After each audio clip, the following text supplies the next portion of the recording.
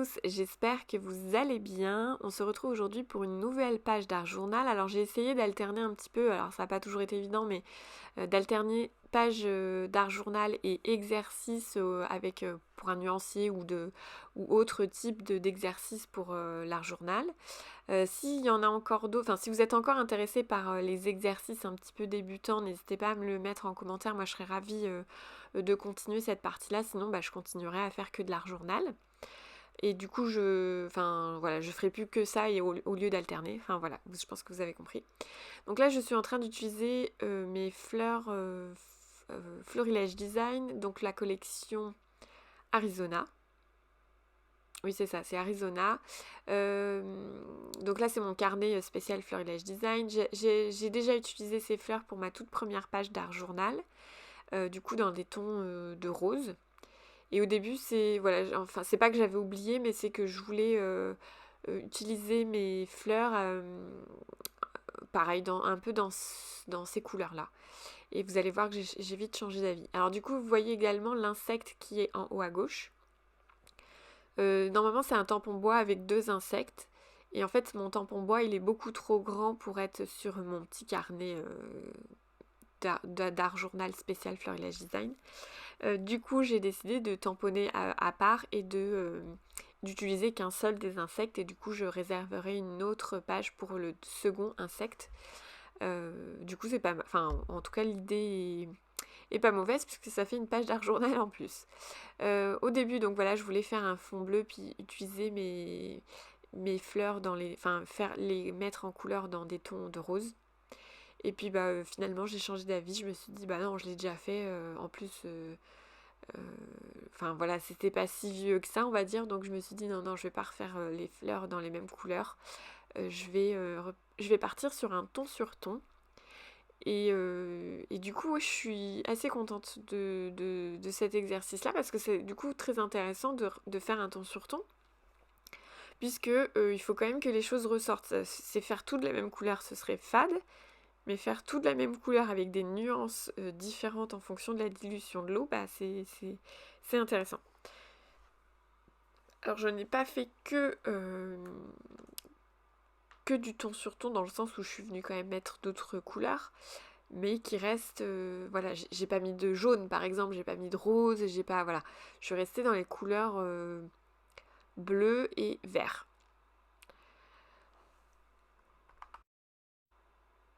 Alors là, je vais vous montrer l'insecte d'un petit peu plus près. En fait, je l'ai tamponné et embossé à chaud avec de la poudre wow noire.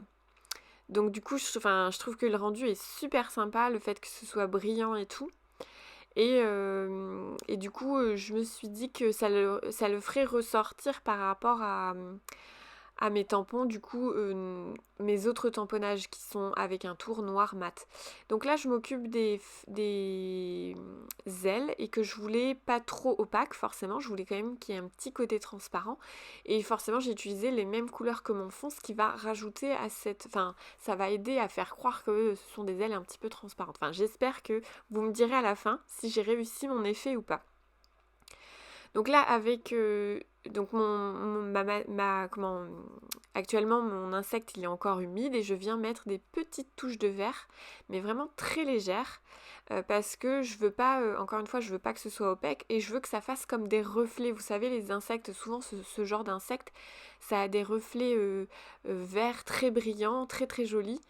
Ouais, ça ressemble à un scarabée là, ce que j'ai. Je suis pas à 100% sûre, mais je pense que c'est un scarabée.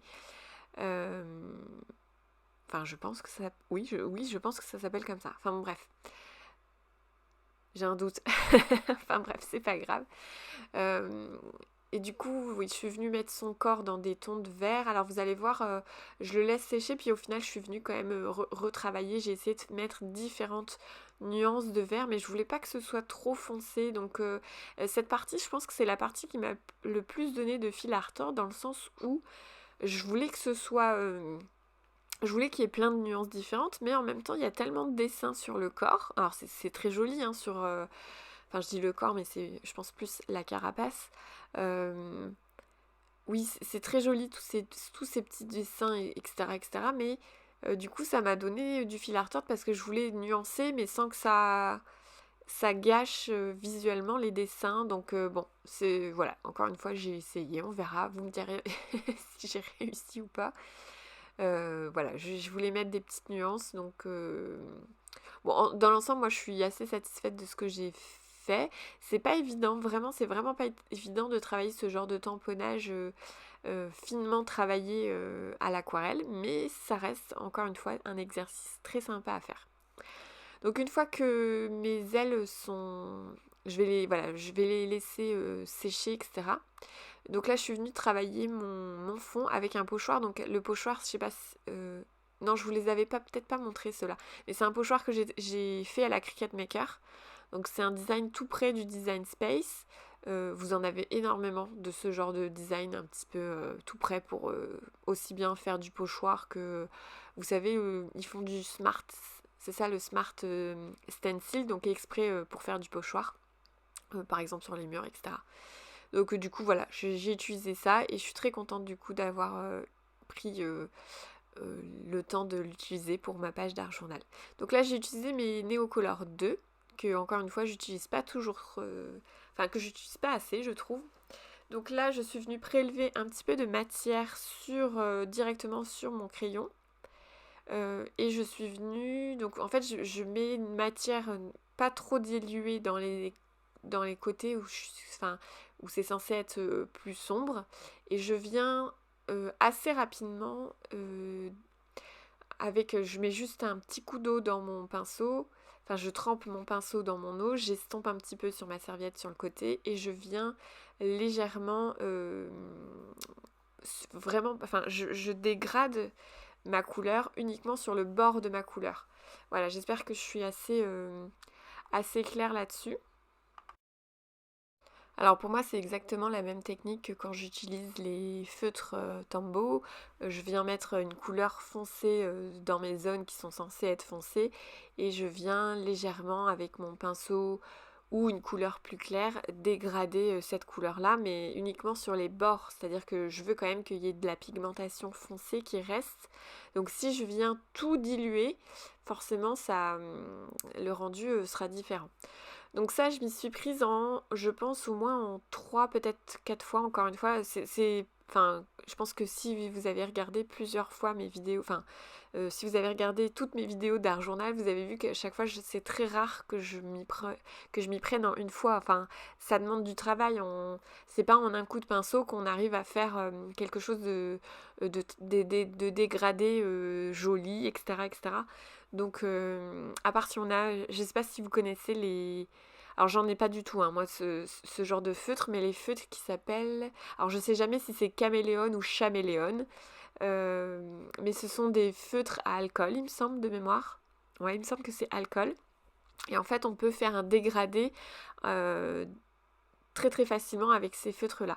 Alors c'est presque magique, on va dire. Mais bon, c'est un système très particulier et très onéreux puisque j'ai jamais franchi le pas parce que je les trouve très chers. Mais c'est sûr que j'aimerais bien tester un jour si j'ai les moyens. Donc là, avec ma poudre à embosser, vous savez, elle est très pailletée celle-là.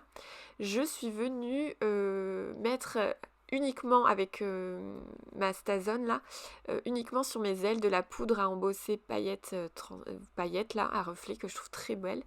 Et je suis venue réchauffer et ça a mis du coup ce côté paillettes uniquement sur les ailes. J'avoue que c'était un test, j'avais très peur de tout gâcher, mais ça a fonctionné et du coup je suis très très contente. Donc je suis venue après détourer mon insecte. Je vous ai évité cette partie-là, je l'ai pas filmée. Ça a été très très long parce qu'avec les pattes ça a été une galère comme pas possible. Mais bon, je m'en suis sortie. Alors là je suis venue remettre parce que je trouvais que c'était pas assez foncé sur certaines zones. Je suis venue retravailler mes fleurs avec mes feutres Tombow. Au final, je pense que les fleurs m'ont donné bien plus de travail que l'insecte, alors que l'insecte c'est on va dire le personnage principal de cette page-là. Mais en même temps, les fleurs sont plus complexes avec des ombres et des lumières différentes en fonction des des arrondis, des creux de la fleur. Donc forcément que l'insecte était entre guillemets plus simple à travailler. Mais du coup ouais, c'est un super exercice d'ailleurs les fleurs pour ça, pour placer les ombres et les lumières. Donc voilà, là j'ai vraiment pris mon temps parce que j'étais pas du tout satisfaite de ce que j'avais fait en premier lieu. En fait, je trouvais que En fait, c'est un... Ah, j'arrête pas de dire en fait, désolée. Mon vert, je crois que c'est... Non, c'est le bleu. En fait, le bleu, il s'appelle bleu verdâtre. Et je trouvais justement qu'il y avait trop de nuances vertes. Et j'ai eu envie de foncer avec un des feutres Tombow. Étant donné que je suis limitée dans mes couleurs actuellement, Néocolor, j'en ai pas beaucoup. Faudrait que je compte, mais je pense que je dois en avoir 20. Et du coup, alors qu'il en existe 80, 84, je crois. J'ai un doute. Ouais, il me semble que c'est ça. Il en existe 84. Donc forcément, j'ai pas toutes les nuances de bleu, etc. J'aurais aimé un bleu plus foncé, comme là je suis en train d'appliquer avec mon Tombow. Mais c'est pas grave, ça reste ça m'a quand même fait pratiquer mon Néocolor 2 du coup. Et puis du coup, voilà, j'ai eu le temps de vraiment maîtriser, enfin pas de maîtriser, mais de placer tout doucement mes couleurs là où je voulais.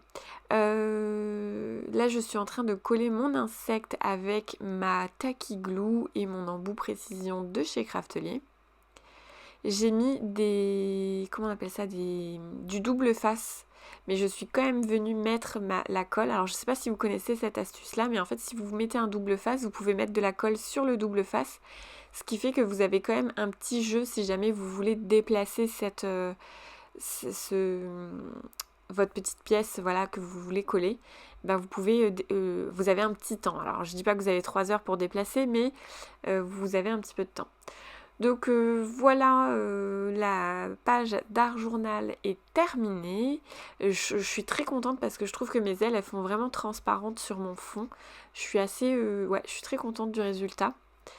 Donc en sachant que voilà, j'ai travaillé l'insecte à part, voilà, je trouve que Enfin en tout cas, dites-moi si vous pensez que j'ai réussi. Moi en tout cas, je trouve que c'est pas mal du tout. Voilà, j'espère que cette vidéo vous aura plu et inspiré. Et je vous dis à très bientôt dans une prochaine vidéo. À bientôt.